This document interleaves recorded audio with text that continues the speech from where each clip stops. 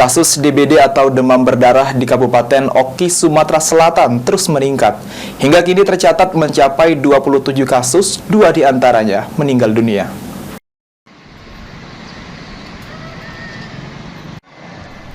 Hingga Januari, kasus demam berdarah atau DBD di Kabupaten Ogan Komering Ilir terus meningkat. Tercatat mencapai 27 kasus yang dirawat di RSUD Kayu Agung. Sebagian pasien ada juga yang menjalani perawatan jalan dan 2 diantaranya meninggal dunia karena lambat dibawa ke rumah sakit. Penderita DBD ini tidak hanya berasal dari masyarakat Kabupaten Oki, melainkan juga dari kabupaten tetangga karena domisilinya lebih dekat ke Rumah Sakit Umum Daerah Kayu Agung, seperti Sungai Pinang, Tanjung Raja, Kandis.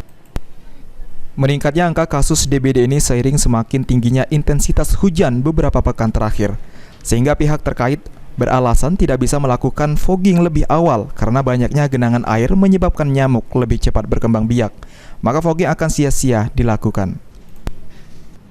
Kasih Pemberantasan dan Penyakit Menular Dinkes Ogan Komering Ilir Musdarta mengatakan, upaya penyemprotan asap fogging pun kini mulai gencar dilakukan ke pemukiman masyarakat guna mengurangi jentik-jentik nyamuk yang bersarang. Dengan harapan kasus DBD ini tidak semakin bertambah, sehingga pemberantasan sarang nyamuk perlu dilakukan dengan maksimal.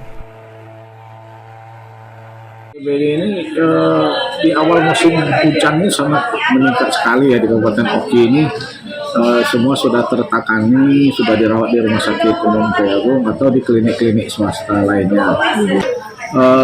Bulan Januari ini ya terdata di kami ada sebanyak 27 kasus yang dirawat di Rumah Sakit Kayu Agung. Ada juga yang sudah sembuh ya, ada juga yang sudah pulang.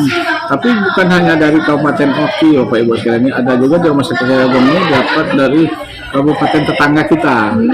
Ada juga dari Kabupaten OI ya, yang lebih dekat ya, misalnya masyarakat Desa Cungkung, Tanjung Raja, Desa Migi, Kecamatan tetangga kita ya, mereka lebih dekat ke Rumah Sakit Kayu Agung, maka dirawat di rumah sakit. Untuk membantu meminimalisir resiko bahaya DBD, masyarakat dihimbau untuk melakukan pencegahan dini dengan memperhatikan kebersihan seperti menguras tempat penampungan air, menutup dan mengubur barang bekas yang menjadi salah satu penyebab jentik nyamuk Aedes aegypti berkembang. Novan Wijaya, PAL TV.